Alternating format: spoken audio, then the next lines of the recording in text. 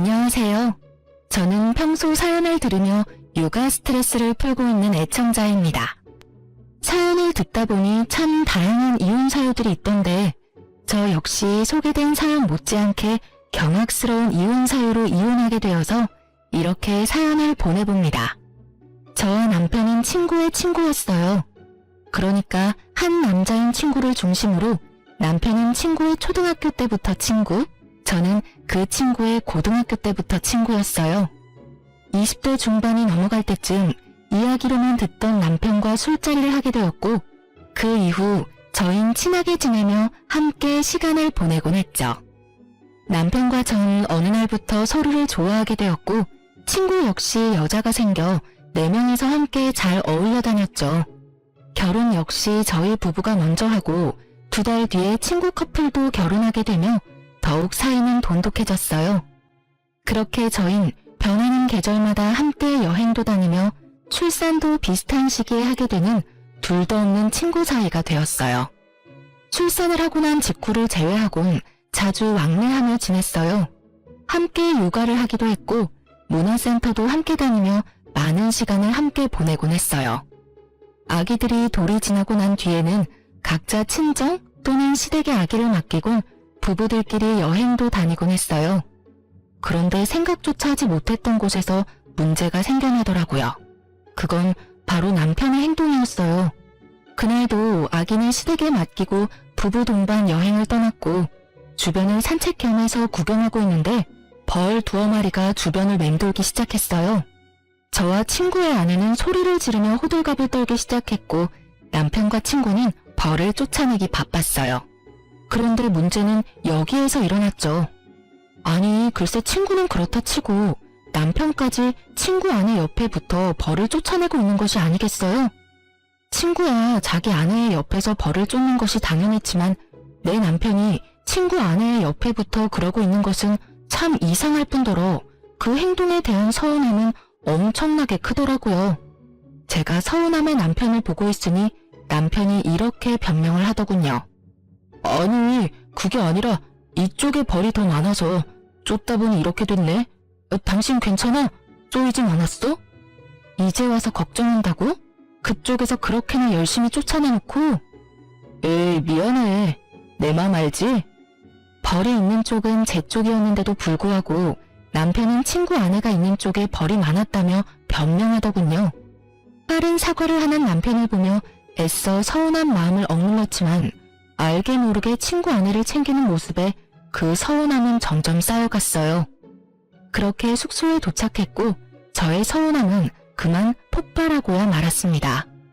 숙소에 도착한 저희는 역할 분담을 하기로 했고 남자들은 짐을 옮기고 여자들은 고기와 새우를 구우며 간단한 식사 준비를 하기로 했죠.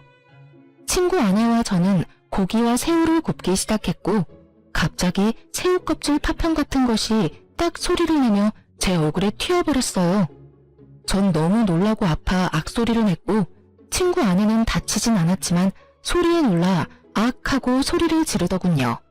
저희의 소리를 들은 남편이 달려와 상황을 대충 살폈고 사왔던 얼음을 봉지에 넣은 후 수건으로 감싸더군요. 전 당연히 저를 위한 것이라 생각했고 손을 내밀었어요. 하지만 그 얼음은 제가 아닌 친구 아내의 얼굴로 향했고 전 그 순간이 너무 당혹스럽더라고요. 하지만 저보다 더 당황한 친구의 아내가 멋쩍은 듯 자신은 다치지 않았고 제가 다쳤다며 얼음을 저에게 내밀었고 전 순간 기분이 팍 상하며 서운함이 폭발해버렸죠. 자기 눈에는 다친 내가 안 보여? 누가 봐도 다친 쪽은 나잖아. 진짜 미안. 순간적으로 너무 놀라서 그랬어. 그것도 변명이라고 해? 순간적으로 놀란 상황이었다면 더더욱 그 얼음은 내 얼굴로 왔어야지. 지의 얼굴이 아니라. 그게 진짜 미안. 순간 보이는 게 지혜씨 놀란 얼굴이라서 손이 먼저 나갔나봐. 당연히 여보부터 챙겼어야 했는데 먼저 보인 얼굴이 지혜씨라서 나도 모르게 그만. 정말 미안해. 그 말도 정말 황당한 거 알아? 지혜만 소리를 지른 것도 아니고 나도 소리 질렀는데 어떻게 내가 아닌 지혜를 먼저 볼 수가 있어. 난 당연히 다쳤을 거라 생각했다니까. 아니 그리고 생각해보니까 내가 마냥 미안하다고 하는 것도 이상하지 않아? 난 정말 지혜씨가 다치고 당신은 괜찮은 줄 알았어. 너무 놀란 상태였고 그 순간 처음 보인 게 나랑 마주보는 자리에 있던 지혜씨였으니까. 그래서 지혜씨한테 얼음을 챙겨준 것뿐이야. 그게 그렇게 잘못된 행동이야? 당신이 이렇게 화낼 만큼? 당신은 지금 내 말을 하나도 이해하지 못했구나. 내가 왜 섭섭해하는지도 내가 왜 화가 났는지도 전혀 모르고 있고 당신이 이런 사람인 걸 아니까 더 화가 나는 거야. 남 일이라면 그게 설사 나라도 이렇게나 관심이 없는데 오늘 당신 행동은 유독 거슬리잖아. 당신은 모르겠어? 당신 오늘 행동 이상한 거? 남편은 제 말에 아무 말도 못하더라고요. 저는 그 모습에 더욱 화가 났지만 더는 친구 부부 앞에서 심한 꼴을 보이고 싶지 않았기에 흥분을 가라앉히고자 방으로 들어와 버렸어요. 혼자가 되자 서러움이 복받쳐 눈물이 나기 시작했고 곧 주체할 수 없이 눈물이 나오더라고요. 그 순간 친구의 아내가 방으로 들어왔고 울고 있는 저를 보고선 괜히 자신이 미안하다며 저를 달래주기 시작했어요. 혜진아, 울지 마. 아, 괜히 나 때문에 내가 미안해. 네가 왜 미안해? 잘못은 내 남편이 했는데. 네가 미안해할 이유 전혀 없어. 그게 아니라 사실은 내가 요즘 우울증 증세가 좀 심해졌거든. 이유 없이 눈물도 막 나고 나쁜 생각만 들고 너무 무기력하고 그래. 그래서 아마 혜진이 네 남편이 날 더 신경 써주는 것 같아. 미안해 혜진아. 아, 그래? 그랬구나. 전 이상했어요. 평소 섬세함, 다정함과는 거리가 멀어도 한참 먼 남편이 친구 아내가 우울증인데 이렇게까지 신경을 쓰는 것도 이상했지만 친구의 아내가 우울증이 심하다는 것까지 세세하게 알고 있다는 사실이 더욱 이상하고 이해가 되지 않았어요. 친구가 우울증 이야기를 하며 잘 챙겨달라고 했겠지 라고 생각해보려고 해도 그 역시 말이 안 됐어요. 같은 여자이고 더 가깝게 지내는 제가 있는데 저에게도 말하지 않은 사실을 굳이 남편에게 말했을 리가 없었으니까요. 어떻게 생각을 해도 남편의 행동은 분명 이상했어요. 이상한 것 투성이었지만 기껏 기분 전환 겸 온 여행에서 더는 분위기를 망치고 싶지 않았고 그렇기에 사과를 하러 온 남편의 사과를 받아주었어요. 그렇게 분위기를 맞춰주며 나름 여행을 잘 마무리할 수 있었고 그날 이후 전 남편의 행동을 자세히 살피기 시작했어요. 남편에게 별다른 특이점은 보이지 않았고 변한 것이 있긴 했는데 저와 딸에게 더 신경을 써주며 더욱 잘 대하려고 노력한다는 것이었어요. 그런 모습을 보면 괜한 억측이었나 하는 생각이 들었고 그렇게 전 남편을 향한 미운 시선을 거두고 다시 남편과 잘 지내며 평소와 다름이 없는 일상을 보냈어요. 여행을 다녀오고 난 후 친구 부부와는 자연스럽게 거리가 생기기 시작하더군요. 그 이유는 저희 부부의 다툼 때문이었는데 그런 이유로 다투고 나니 친구 부부를 보는 것이 좀 꺼려지더라고요. 그래서 저희 만나는 날이 줄어들었고 점점 그날의 일을 잊어가고 있었어요. 그날의 일을 잊어가는 만큼 친구 부부와 저희 부부 사이의 갯돈은 쌓여갔고 저흰 이번 여행을 마지막으로 걔는 더 이상 하지 않기로 결정하고 오랜만에 마지막 여행을 떠나게 되었어요. 시간도 꽤 흘렀고 그때의 감정은 많이 무뎌진 상태였기에 비교적 설레는 마음으로 여행을 떠났고 숙소를 보는 순간 정말 오길 잘했다는 생각이 들더군요. 그 당시 갯돈이 많이 모이기도 했지만 비수기 평일이었던 터라 꽤 좋은 독채를 빌릴 수 있었고 생각보다 더 좋은 독채의 구성에 기분이 절로 들뜨게 되었어요. 이번이 마지막 여행이라는 것이 너무 아쉬운 만큼 즐거운 시간을 보냈고 그 즐거움은 저녁 술자리까지 이어졌어요. 술을 꽤 즐기고 잘 먹는 세 사람과는 달리 전 술을 즐기지도 잘 먹지도 못했기에 취기가 오르려고 할 때쯤 저는 먼저 자겠다며 방으로 들어왔고 눈 떠보니 아침이더라고요. 당연히 옆에서 자고 있겠지 했던 남편은 제 옆에 없었고 제 옆이 아니면 당연히 거실에는 있어야 할 남편의 모습은 거실에서도 보이지 않았어요. 저는 혹시나 하는 마음에 친구 부부의 방문을 살짝 열어보았고 침대엔 친구 부부가 자고 있더군요. 그 순간 안도감이 들며 문을 닫으려는 순간 남편이 보이는데 제 눈을 의심했습니다. 글쎄 남편이 침대 옆에 누워 친구 아내 손을 잡고 잠이 든 것이 아니겠어요? 그 모습을 본 순간 완벽한 여행은 순식간에 최악의 여행이 되어버렸고 남편을 향해 소리를 질러버렸어요. 야, 너 도대체 뭐하는 짓이야? 저의 고함에 세 사람은 누가 먼저라고 할 것도 없이 일어났고 다들 제가 왜 그러는지 사태 파악을 하느라 정신이 없어 보이더라고요. 남편과 친구의 아내는 여전히 손을 잡고 있었고 그 모습을 친구가 먼저 발견하게 되었죠. 여보, 지금 다은이랑 손 잡고 있는 거야? 두 사람이 손을 왜 잡고 있어? 친구의 물음에 그제야 손을 잡고 있다는 것을 인지한 두 사람이 서둘러 손을 놔버렸지만 이미 늦은 일이었죠. 저와 친구의 표정은 걷잡을 수 없이 굳어지고 있었으니까요. 저도 저였지만 친구 역시 화가 많이 난 듯 했어요. 꽤 오랜 시간 친구를 봐왔지만 처음 보는 표정이었으니까요. 친구는 아무 말이 없었고 분위기는 급격하게 무서워질 때 남편이 변명을 하기 시작하더라고요. 오해야, 정말 생각하고 있는 그런 이상한 거 아니야. 내 말 좀 들어봐. 어제 우리 전부 다 과음해서 다 취했었잖아. 나도 취해서 당연히 당신 손인 줄 알고 잡고 잠들었어. 난 정말 당신 손인 줄 알았다고. 어떻게 보면 참 그럴싸한 변명이었지만 어떻게 들으면 성의가 조금도 없는 변명이었죠. 전 더는 그 자리에 있고 싶지 않았고 아무 말도 하지 않은 채 제 짐만 챙겨 혼자 차를 끌고 집으로 돌아와 버렸어요. 돌아오는 내내 생각하고 또 생각했지만 말이 되지 않는 상황이었기에 화가 가라앉기는커녕 더욱 끓어오르기만 하더라고요. 그렇게 화를 삭히지 못하고 집안을 걸어다니고 있으니 친구의 차를 얻어 타고 온 남편이 들어왔고 자신을 노골적으로 피하는 저를 붙잡더니 변명을 토해내기 시작하더군요. 여보, 진짜 오해야. 내 말 좀 들어줘. 우리 어제 마지막 여행이기도 했고 여행 내내 즐거워서 내가 좀 들떴었나 봐. 그래서 그런지 술이 취하는 줄도 모르고 마셔댔어. 그러다 취해서 방을 잘못 찾아갔었나 봐. 이 모든 게 과음한 상태에서 방이 헷갈리는 바람에 일어난 해프닝일 뿐이야.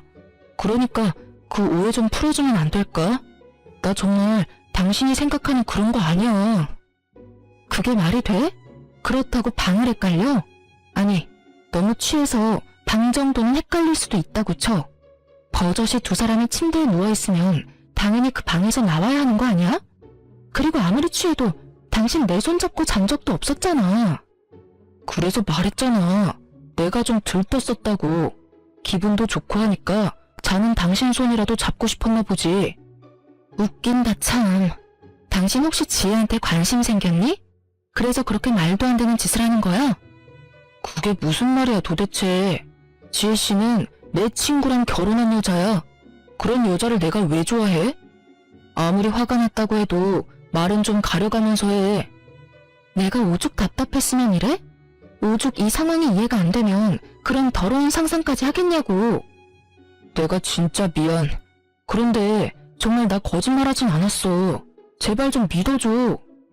아무리 남편 말이 사실이라고 한들 남편이 친구 아내의 손을 잡고 자던 모습은 머릿속에서 사라지지 않더라고요.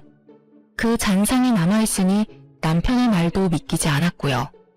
그래서 전 한동안은 안방에 들어올 생각하지 말고 거실을 쓰라고 했고 그렇게 저희의 각방 생활은 시작되었어요. 저의 화는 쉽게 풀리지 않았고 일주일이란 시간이 흘렀어요. 평소 저희는 부부싸움을 해도 이렇게까지 길게 하는 스타일이 아니었고 만약 길어지더라도 시간이 흐름에 따라 왜 싸웠는지조차 잊어버려 흐지부지 서로 말을 걸며 싸움이 끝나는 경우가 대부분이었어요. 하지만 이번엔 평소 때와는 달랐고 저의 머릿속엔 그날의 일이 잊히기는커녕 점점 선명해지더군요. 남편은 그저 해프닝이라고 했지만 전 이미 남편의 태도 때문에 서운한 일도 있었으니 이번 일이 그저 해프닝이라며 넘길 수가 더욱 없더라고요. 그날도 말 한마디 섞지 않는 남편은 출근을 하고 전 집에서 딸과 함께 시간을 보내고 있었어요. 그런데 친구에게 전화가 오더군요. 그날 이후 처음으로 저에게 전화를 건 친구는 심각한 목소리로 잠시 나올 순 없겠냐고 묻더라고요. 회사에 있을 시간인데 보자고 하는 것을 보니 보통 심각한 일이 아니라는 것을 금세 알아차릴 수 있었고 전 아무것도 묻지 않고 알겠다고 했어요. 서둘러 준비를 마친 전 딸을 집에서 가까운 시댁에 맡기고 친구를 만나러 갔어요. 약속 장소에서 마주한 친구의 얼굴은 일주일 전과 비교도 되지 않을 정도로 엉망이더라고요. 그 얼굴을 보는데 괜히 잘못도 없는 제가 다 미안한 마음이 들더군요. 전 괜히 친구의 눈치를 살피게 되었고 친구는 그런 저를 보더니 2장의 서류를 내밀었어요. 전 친구가 내민 서류를 살펴봤고 그 서류엔 숫자들이 가득했는데 그 숫자들이 가리키는 진실은 경악스러웠습니다. 네 이름이랑 아들 이름은 그렇다 치지만 여기 왜 내 남편 이름이 있어? 이게 전부 무슨 뜻이야? 이게 뭐냐고. 이게 유전자 검사 결과지인데 여기 보면 내 아들, 아니 시우랑 나하고는 친자관계 일치율이 낮지? 그런데 네 남편 다운이는 99%가 넘어. 이 말이 뭐냐면 시우는 내 아들이 아니라는 말이야. 뭐? 그럼 시우가 내 남편 자식이라는 그 말이야? 저의 물음에 친구는 고개를 끄덕였고 전 상상치도 못한 진실에 정신을 못 차리고 멍하니 있었죠. 퍼센트로 듣고 나니 정신이 더욱 아득해졌고 전 친구에게 현실이 맞는 것인지 재차 물어보기까지 했어요. 저의 물음에 친구는 현실이 틀림없음을 일깨워 주더군요. 이게 도대체 뭐야? 전부 사실인 거야? 정말 현실인 거지? 꿈 아니지? 현실 맞고 사실도 맞아. 네가 보고 들은 대로 두 연놈이 그렇고 그런 사이인 것도 모자라서 애까지 낳았더라고. 우릴 감쪽같이 속이고 말이야. 할 말이 없더라고요. 아니, 그간의 이상했던 남편의 행실들이 떠오르며 할 말을 잠시 잃었다는 게 더 정확한 표현이었어요. 전 할 말을 잃었고 그간 남편의 행실이 드디어 이해되기 시작했어요. 이런 사이이니 제가 앞에 있는데도 불구하고 상간녀를 챙겼고 술에 취해 정신을 놓고 상간녀의 손을 잡고 잠이 들었던 것이었어요. 전 그저 허탈함이 몰려왔고 그 허탈함에 웃음이 나더라고요. 그런 저를 보던 친구는 왜 이런 검사까지 하게 되었는지 설명하기 시작했어요. 처음엔 그저 시우가 당근 알레르기가 있다는 사실을 알게 됐고 그땐 그냥 신기한 우연이라고 생각했어. 그렇잖아. 제일 친한 친구가 당근 알레르기 있는데 내 아들도 당근을 먹더니 온몸에 두드러기가 나니까. 심지어 증상도 네 남편이랑 똑같았는데도 그런 쪽으로 생각도 안 해봤으니 그저 신기하다고만 생각했던 것 같아. 그런데 점점 이상한 거야. 지나치게 내 아내를 챙기는 모습도 그렇고 괜히 내 눈치를 보는 아내도 그렇고 이상하다 싶었는데 그날 두 사람이 손을 잡고 있는 모습을 보는데 의심이 확신이 되더라고. 그래서 그 새끼가 숙소에서 쓰던 칫솔이랑 쓰던 베개에서 머리카락 좀 챙겨서 의뢰했는데 결과가 이렇네? 이게 무슨 일이냐 도대체. 친구도 허탈한 듯 웃어버리더군요. 그런 생각은 했었어요. 어쩌면 남편이 친구 아내에게 약간의 호감 정도는 있을 수 있겠다고요. 정말 딱 그 정도까진 생각하긴 했었지만 이렇게 깊은 관계라곤 상상조차 한 적이 없었는데 제 앞에 닥친 현실이 너무 아프고 충격적이더군요. 친구 역시 충격이 컸다고 하며 말을 이어나갔어요. 앞으로 어떻게 해야 좋을까? 나 혼자 결정할 문제는 아닌 것 같아서 불렀어. 넌 어떻게 했으면 좋겠어? 어떻게 하면... 친구의 말을 듣는데 눈물이 나오더군요. 제가 울기 시작하자 친구 역시 울기 시작했고 그간 많이 힘들었는지 어깨까지 들썩이며 울기 시작하더군요. 울 만큼 운 친구와 저는 이야기를 나눴고 저희의 뜻은 같았어요. 저흰 두 사람을 용서할 마음도 이대로 편하게 살게 할 마음도 없었기에 계획을 세웠고 그 눈물의 계획은 곧바로 실행하기로 했어요. 일단 친구는 남편에게 빌려준 돈부터 돌려받기로 했어요. 그간 저도 모르게 적게는 50만원, 많게는 300만원 이런 식으로 빌린 돈이 꽤 되더라고요. 입금 내역을 살펴보니 그 금액이 총 3천만원 가까이 되더군요. 가족 같은 친구이기에 빌려줬고 받을 생각도 없었다는 친구의 말을 듣는데 마음이 참 아프더군요.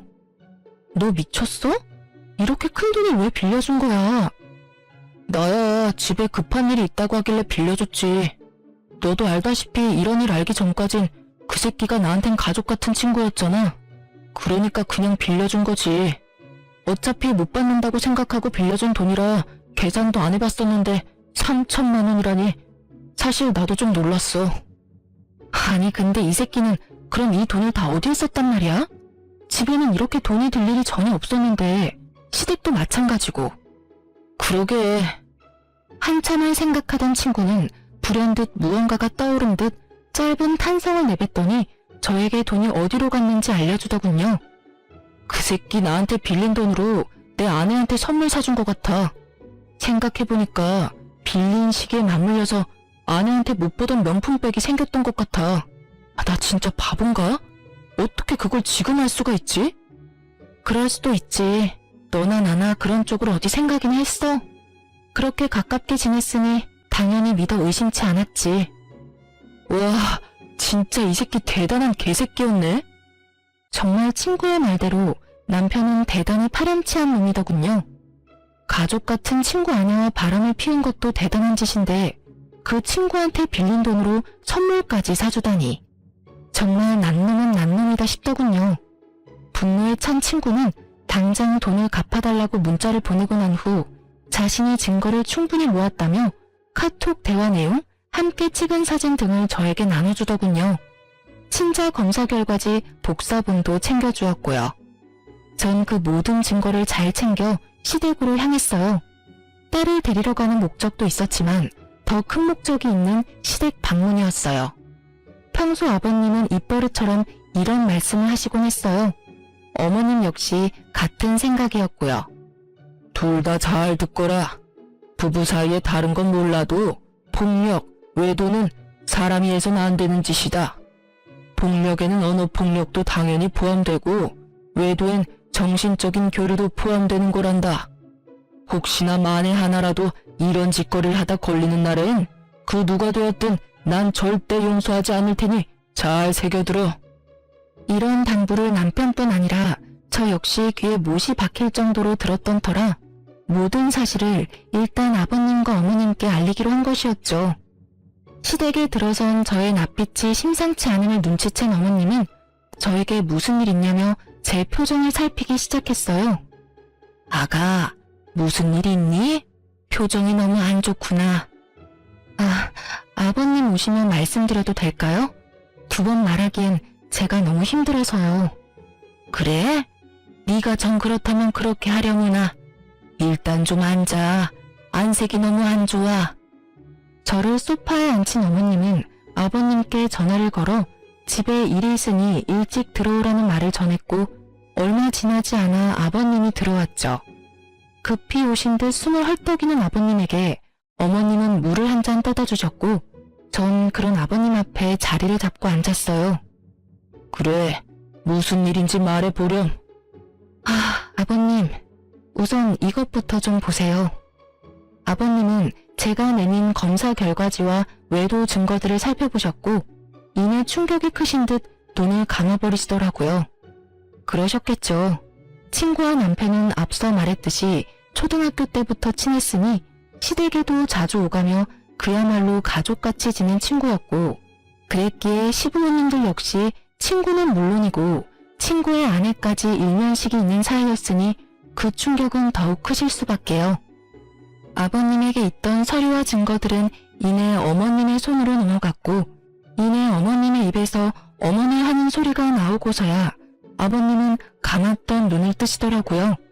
아버님은 일단 저를 안쓰러운 눈빛으로 바라보셨어요. 넌 괜찮니? 상처 많이 받았지? 괜찮다고 하면 거짓말이고 좀 힘들어요, 아버님. 어떻게 이런 일이 현실에서 일어날 수 있는지 사실 아직까지 믿기지도 않고요. 그런데 믿지 않기엔 이렇게나 증거들이 넘치니 참 암담하네요. 그래, 당연히 그럴 게다. 일단 다 여기로 불러야겠구나. 당사자들이 다 모여야 뭐든 할 수 있을 테니 그동안 넌 안방이라도 가서 좀 쉬려무나. 아니에요, 아버님. 전 여기서 그냥 앉아있어도 충분히 편해요. 그래, 너 편한 대로 하렴. 저의 심정을 들으신 아버님은 누르던 화가 이따금씩 솟아오르시는지 노발대발하시며 혼잣말로 화를 내시기도 하고 아무 말 없이 가슴을 치시기도 하더군요. 그렇게 화를 애써 삼키시던 아버님은 이내 전화를 걸어 이 사건의 당사자인 남편과 친구 부부를 시댁으로 불러 모았고 제일 먼저 도착한 것은 다름 아닌 남편이었습니다. 남편은 아무것도 모른 채 밝게 웃으며 시댁으로 들어오더군요. 표정을 보아하니 저도 있다는 말을 듣고 드디어 우리가 화해라도 한다고 생각한 모양이었어요. 하지만 남편의 그런 헛된 기대는 산산이 부서지고야 말았죠. 시댁에 발을 들인 남편을 보자마자 아버님이 곧장 남편에게로 다가가 따귀를 날리셨으니까요. 남편은 영문도 모른 채 맞아버린 상황이 되었고 놀란 토끼눈을 하고선 입을 열더라고요. 아니 아버지, 갑자기 왜 이러시는 거예요? 이유는 말씀해주고 때려도 때리셔야죠. 남편은 따지듯 아버님께 물었고 아버님은 대꾸할 가치도 없다는 듯 한 번 더 남편의 따귀를 때리시더군요. 상황이 이렇게 되자 남편은 드디어 상황이 범상치 않음을 깨달은 듯 입을 다물고 있었고 곧 시끄러워질 것을 예상하신 어머님은 품에서 곤히 자고 있는 손주를 안고서 방으로 들어가시더라고요. 아버님은 그제야 남편에게 소리를 고래고래 지르시며 참았던 화를 쏟아내시기 시작했어요. 너 같은 놈이 내 자식이라니 내가 부끄러워서 고개를 들고 다닐 수가 없구나. 내가 널 이리도 잘못 키운 줄도 모르고 남의 집 귀한 딸한테 장가를 보냈으니 이 죄를 어떻게 다 갚느냐 말이다. 네가 제정신인 거야? 아니 인간은 맞는 게야? 어떻게 인간이라는 것이 절대 해선 안 되는 그딴 짓을 하고도 고개를 빳빳이 쳐들고 다닐 수 있단 말이냐? 너 하나 때문에 지금 몇 명이나 상처받고 인생이 망가졌는데 네가 웃어? 난 너 같은 자식은 필요 없다. 앞으론 자식 하나 없는 셈 치고 살 테니 너도 그런 줄 알아. 아직까지도 영문을 알 수 없는 남편은 분노가 극에 달한 아버님이 무섭긴 했는지 아버님에게서 한 발 물러서며 이렇게 말하더군요. 아버지, 갑자기 왜 이러시는지 이유라도 설명해 주세요. 저도 뭘 알고 혼나도 혼나고 맞아도 맞아야죠. 아직도 감도 못 잡은 꼴이라니. 이렇게까지 내가 화를 내는데 그 이유를 정녕 모르는 게야? 네가, 네 몸이 감히 내가 그렇게 당부했건만 감히 바람을 피워? 그것도 가장 친한 친구 아내를 상대로? 아버님의 말에 남편의 얼굴이 그야말로 사색이 되어가더군요. 그러면서 저를 한번 쓱 보더니 변명을 하기 시작했어요. 변명을 들어보니 고작 상간녀와 손잡고 잠이 든 사실로 화가 많이 난 제가 아버님에게 이른 것이라고 착각하는 듯 했지만요. 아버지, 그게 아니라 다 오해예요. 저희가 다 함께 어울려 여행 자주 다녔던 건 알고 계시죠? 무슨 말을 어떻게 들으셨는지 모르겠지만 그 일도 단순하게 술을 많이 먹고 일어난 실수 같은 일이었어요. 집사람한테도 충분히 설명을 했는데 집사람은 아직 화가 풀리지 않았고요. 하지만 집사람이 생각하는 것처럼 절대 바람을 피운 사실은 없어요. 정말이에요. 맹세할 수 있어요. 아버님이 모든 사실을 다 알고 있다는 사실을 전혀 모르는 남편 놈은 맹세라는 단어까지 써가며 자신의 억울함을 털어놓았고 그런 남편의 거짓말에 더욱 화가 난 아버님의 손이 다시 올라가는 순간 친구 부부가 배를 눌렀고 일단 상황은 잠시 멈추게 되었어요. 살얼음판 같은 분위기와도 같은 상황에서 등장한 두 사람의 반응은 그야말로 극과 극이더군요. 많은 것을 각오한 듯한 비장한 표정의 친구는 아버님께 간단한 목례를 한 뒤 저의 근처에 자리를 잡고 섰고 무거운 분위기에 살짝 겁을 먹은 듯한 상간녀는 자신의 남편을 따라 목례를 한 뒤 제 옆에 딱 붙어 앉더라고요. 전 그런 상간녀에게 살짝 떨어지며 말했어요. 내 옆자리 말고 넌 저기에 가서 앉아. 이렇게 말하며 제 남편의 옆자리를 가리켰고 무슨 일인지 전혀 알지 못하는 상간녀는 많이 의아해하면서도 심상치 않은 분위기에 제 말대로 남편의 옆으로 가더군요. 그리고 아버님의 말씀에 따라 불륜의 증거들이 거실 바닥에 흩날리며 긴 이야기가 시작되었어요. 너 방금 오해라고 그랬지? 이걸 보고도 그런 말이 나올 수 있는지 어디 보자.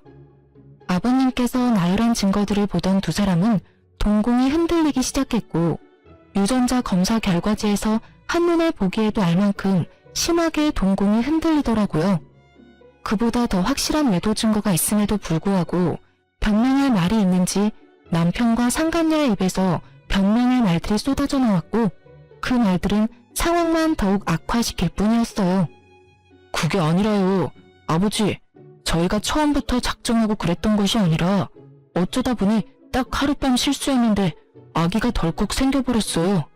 이미 생긴 아기를 없앨 수도 없는 노릇이었고 고민하면서 차일피일 미루다 보니 이미 늦었더라고요. 그래서 일이 이렇게 돼버렸어요. 네, 맞아요, 아버님. 처음부터 이러려는 건 아니었어요. 덜컥 임신을 해버렸고 어떤 것도 확신할 수 없는 상황이었어요. 그 시기가 비슷해서 그래서 단호하게 결정을 내릴 수도 없는 상황이 계속되다 보니 배가 불러왔고 고민이 길어지다 보니 출산까지 하게 됐어요. 그렇게 나와보니 시우가 이 사람 아들이더라고요. 정말 그럴 거라고 확신하고 낳은 아이가 아니었어요. 정말이에요. 이 무슨 납득이라고는 0.0001%도 되지 않는 저급한 변명인가요? 그러니까 애초에 외도는 저지른 것이 맞으나 아기는 어쩔 수 없이 낳을 수밖에 없는 상황이라 나왔다. 이 말인가요? 아니면 서로 정이 통한 것은 맞으나 친구 아기일 수도 있기에 낳았단 이 말인가요? 이 말이든 저 말이든 친구와 제가 가장 중요하게 여기는 외도 사실은 틀림이 없었고 아버님은 개똥 같은 변명에 크게 화를 내시곤 저와 친구에게 의견을 물어보더군요. 이 상황에도 변명이나 하는 꼴이라니. 그리고 그걸 말이라고 하고 있는 게야? 둘 다 어찌 이렇게 어리석고 한심한 게야? 어휴, 두 사람은 이 한심한 것들이랑 어떻게 할지 결정된 바가 있어?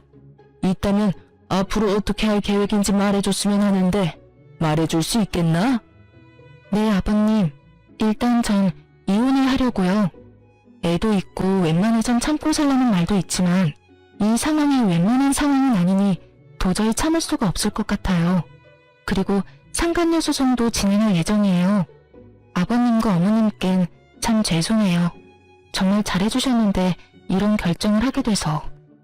저 역시 이혼할 예정입니다. 이미 신뢰는 깨졌고 믿고 사랑했던 만큼 배신감이 커 더는 결혼 생활을 유지하긴 힘들 것 같아요. 저 여자와는 상관없이 제가 너무 불행할 것만 같거든요. 상간남 소송 역시 진행할 예정이고 다운이에게 빌려준 돈이 좀 있습니다. 3천만 원가량 되던데 처음엔 받지 않을 생각으로 빌려준 돈이었는데 알아보니 저에게 빌린 돈으로 이 여자에게 명품 선물을 해줬더라고요. 그래서 그 돈도 다 받을 예정입니다. 그래. 두 사람 뜻은 잘 알았다. 그럼 변호사를 선임해야겠지? 마침 내가 잘 아는 실력 좋은 변호사가 있으니 소개해주겠네. 아버님께서는 저를 돕겠다고 작정을 하셨는지 변호사까지 소개해주시겠다고 나섰고 남편과 상간녀는 분위기 파악을 하지 못했는지 반발을 하고 나서더군요. 아버지, 변호사라니요. 꼭 이렇게까지 하셔야 합니까? 저 두 사람이 아닌 제가 아버지 자식이잖아요. 그것도 하나뿐인 아들. 그럼 저한테 꼭 이렇게까지 하셔야 합니까? 그래요, 아버님. 전 아버님의 세상에 둘도 없는 손자까지 낳은 여자라고요. 그런데 왜 혜진이 편만 들어주세요? 엄연히 이직 장손을 낳은 건 저라는 사실을 이제 잘 아시잖아요. 그래요, 아버지. 과정이 어떻게 됐든 대가 끊길 뻔한 집에 떡하니 장손을 낳아준 여자라고요. 그러니 마음 좀 푸시고 저희 상황도 좀 이해해주세요. 상황 파악은 전혀 하지 못하고 저런 말이나 하는 남편과 상간녀를 보는데 참 어이가 없더군요. 이 와중에 장손 타령이라니 인간의 탈을 쓰고 어찌 저리 뻔뻔할 수가 있었을까요? 다름 아닌 저와 친구가 떡하니 보고 듣고 있는 걸 잊었을 리 없을 텐데요. 오만 생각이 다 드는 그 상황에서 한 가지는 분명하더군요. 저 두 사람은 저와 친구에게 미안한 마음이 조금도 없다는 것을요. 그렇지 않고서야 모든 사실이 밝혀진 지금 저희에게 사과는커녕 미안하단 눈빛조차도 보내지 않을 리가 없었을 테니까요. 상황이 이렇게 되자 전 어떻게 해서든 두 두 사람을 나락으로 떨어뜨려버리고 싶었어요. 남편을 너무 사랑했던 만큼 배신감 역시 엄청났으니까요. 아버님 역시 이런 제 마음을 100번 이해한다는 듯 부들부들 떨고 있는 제 손을 토닥여주시면서 남편을 향해 호통을 치시더군요. 하나뿐인 아들? 내 말을 잊은 게야? 난 분명 너 같은 자식은 이제 없는 셈 친다고 하지 않았느냐? 다시 한번 말해주마. 오늘부터 넌 내 자식이 아니다. 즉, 연을 끊자 이 말이야. 그러니 자연스럽게 그 아이도 내 손주가 아니다.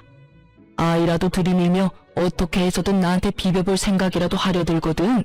쓸데없는 짓이니 괜히 아이만 더 불쌍하게 만들지 말란 말이다. 아버지, 그래도 제가 아버지 자식인데 연을 끊겠다니 그 무슨 어떻게 저한테 이렇게까지 매정하실 수가 있어요. 박다훈, 내가 이 이름을 지을 때 얼마나 행복했는지 넌 모를 거다. 그 행복했던 기억과 감정이 아직 내 마음과 머릿속에 남아있는데 내가 이렇게까지 할 땐 그만한 잘못을 네가 저질렀다는 생각은 못하는 게야? 아무리 제가 잘못했다고 한들 혜진이는 엄연한 남이고 제가 아버지 핏줄이잖아요. 핏줄이기에 이러는 것이다. 내 핏줄이기에. 난 네가 모든 사실이 밝혀진다면 적어도 혜진이한테 사과라도 할 줄 알았다. 비록 그것이 눈에 훤히 보이는 거짓 사과라고 하더라도 네가 최소한 사람 새끼가 맞는다면 네가 큰 배신을 한 혜진이에게 사과라도 할 줄 알았다 이 말이다. 그런데 넌 어떻게 했느냐? 혜진이를 보기는커녕 시종일관 어떻게 해서든 교묘한 수로 상황을 피해가려는 행동만 하고 내 눈치만 살피면서 내 마음만 풀어보려고 하지 않았느냐? 그제야 남편은 저와 친구를 바라보더군요. 여보, 미안해. 너한테도 내가 할 말이 없다. 그런데 정말 작정하고 두 사람을 속인 건 아니었어. 그것만은 믿어줘. 이때껏 아무 말도 없다가 기껏 한다는 말이 저 따위더라고요. 얼마나 어이가 없었으면 그 심각한 상황에 코웃음이 다 나더군요. 작정한 게 아니야? 정말 그랬다면 모든 사실을 알았을 때라도 두 사람이 만나지 말았어야지. 관계를 끊었어야지. 적어도 우리한테 그 정도 예의는 지켜줬어야지. 그 당연한 예의도 지키지 못했으면서 작정하고 속인 게 아니야? 넌 지금 그걸 사과라고 하며 그걸 변명이라고 짓거리는 거야? 할 말이 없으면 차라리 하지를 마. 그 편이 덜 비참해. 아니야. 정말 미안해. 진심이야. 진심이라는 남편의 말과는 달리 그 눈동자엔 어떠한 미안함도 담고 있지 않더군요. 그 눈빛을 보는데 절망감조차 느껴지지 않더군요. 친구 역시 저와 같은 마음인 듯 남편을 바라보는 눈빛에 기대라곤 찾아볼 수 없더라고요. 그런 남편의 눈빛과 저의 마음을 아버님 역시 알아채시고 말하셨죠. 그걸 진심을 담아서 한 사과라고 하는 것이냐? 난 너를 이렇게 파렴치한 놈으로 키운 적이 없는데 네가 이렇게 컸다면 그 역시 내 탓이라고 생각한다. 그렇기에 더욱 난 너를 자식으로 받아들일 수가 없는 게야. 난 내 하나뿐인 자식을 보지 않는 것으로 자식을 잘못 키운 벌을 받을 생각이다. 네 엄마도 내 뜻을 따르기로 했고 그러니 더는 설득할 생각 말고 이 집에서 나가거라. 그리고 두 번 다신 이 집에 발도 들이지 말거라. 그렇게 상황은 마무리되었고 한동안 제 마음은 편치 않았어요. 아버님이 평생 아들을 보지 않는 것으로 자식 역시 벌을 받는다는 말이 가슴에 깊게 남아 마음이 참 아프더라고요. 평소 아버님이 남편을 얼마나 아끼고 사랑했는지를 누구보다 잘 알았기에 더욱 그 아픔이 크게 다가왔던 것 같아요. 친구와 전 아버님께서 소개해주신 변호사분을 만나 충분한 상담을 한 후 이혼과 상간남, 상간녀 소송을 진행하기로 했어요. 그렇게 이혼이 진행되는 사이 아버님이 그간 가족으로 살 수 있어 여러모로 고맙고 행복했다며 살고 있는 집 명의를 아버님 명의에서 제 명의로 돌려주시더라고요. 이까짓 걸로 제 마음을 풀어보려는 것이 아니라며 그저 자신이 줄 수 있는 양육비이자 위자료라고요. 혼자 딸을 키워나가는 것이 제가 예상하는 것보다 훨씬 힘이 드는 일이라는 걸 저는 알고 있었고 그렇기에 전 그저 감사하다며 받았습니다. 소송이 시작되었고 생각보다 그 과정은 더 치열하고 더럽더라고요. 하지만 증거는 더할 나위 없이 명확했고 저와 친구는 원하는 대로 소송을 마칠 수가 있었어요. 결혼할 때도 맨몸으로 시집왔던 상간녀는 위자료를 감당할 여유 따윈 없었고 상간녀에 대한 마음이 진심인 전 남편이 자신의 위자료와 상간녀의 위자료까지 감당하고 나서더군요. 한 푼도 빼지 않고 다 받을 수 있다는 안도감과 함께 배알이 꼬이는 것은 어쩔 수 없더라고요. 사람 감정이란 게 참 마음 같지 않다는 걸 다시 한번 깨달았네요. 그렇게 전 남편은 빚더미에 앉게 되었어요. 외도를 저지른다고 모은 돈도 없는 상태에서 상간녀의 위자료도 감당해야 했고 친구에게 빌린 돈도 한꺼번에 변제해야 했으니 그건 당연한 결과였어요. 두 사람은 좁은 원룸에서 살림을 시작했다는 소식이 들려왔지만 그 눈물겨운 사랑도 찰나더군요. 진심으로 상간녀를 사랑했던 전 남편과는 달리 상간녀는 가난을 이겨낼 만큼 남편에 대한 마음이 절절하진 않았고 결국 전 남편을 버리고 아들과 함께 친정으로 가버렸다고 하더라고요. 그렇게 저에게 씻을 수 없는 상처를 준 전 남편은 든든한 울타리와도 같았던 부모님도 잃고 가슴 절절하게 사랑했던 여자에게도 버림받아 남은 것이라곤 큰 금액의 빚뿐이었죠. 친정으로 도망치듯 떠난 상간녀의 결말도 좋진 않았어요.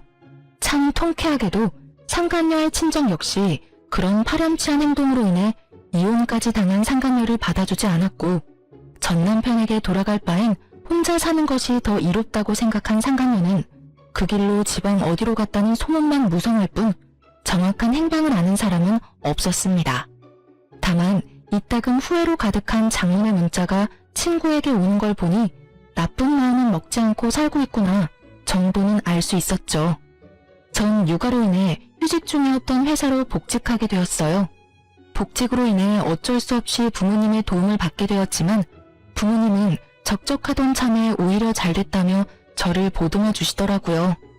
부모님께 참 여러모로 죄송하고 감사하네요. 집은 친정에서 가까운 곳으로 이사를 하게 됐는데 딸 때문도 있었지만 전 남편이 술에 취해 찾아온 적이 있어 서둘러 옮기게 됐어요. 전 시댁과는 연락하며 왕래하고 지내고 있어요. 자주는 아니고 가끔씩이지만 왕래할 때마다 두 분 다 저와 딸을 진심으로 아껴주고 계신답니다. 친구 역시 잘 지내고 있는 듯 하더군요.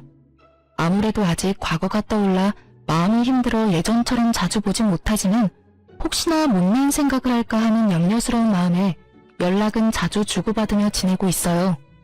친구 역시 저와 같은 마음으로 저에게 자주 안부를 물어주고요.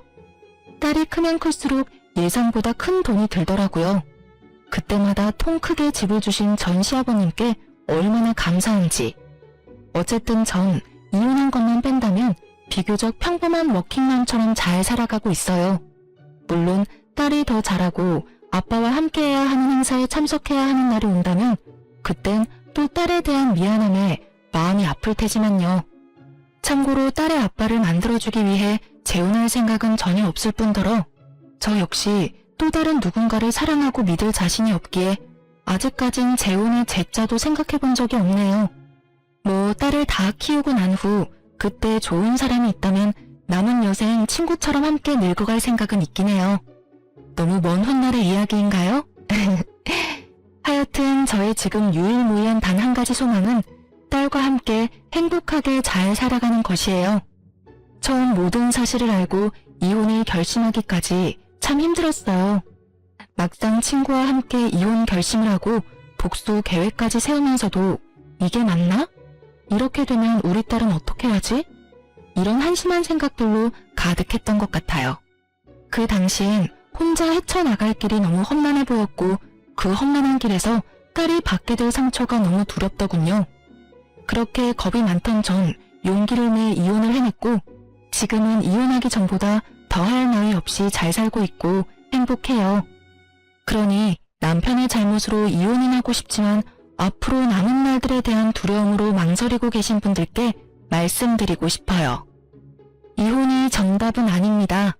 다만 여러분의 인생을 망가뜨리고 구렁텅이에 발을 담그면서까지 결혼 생활을 유지할 필요는 없어요. 저를 보세요.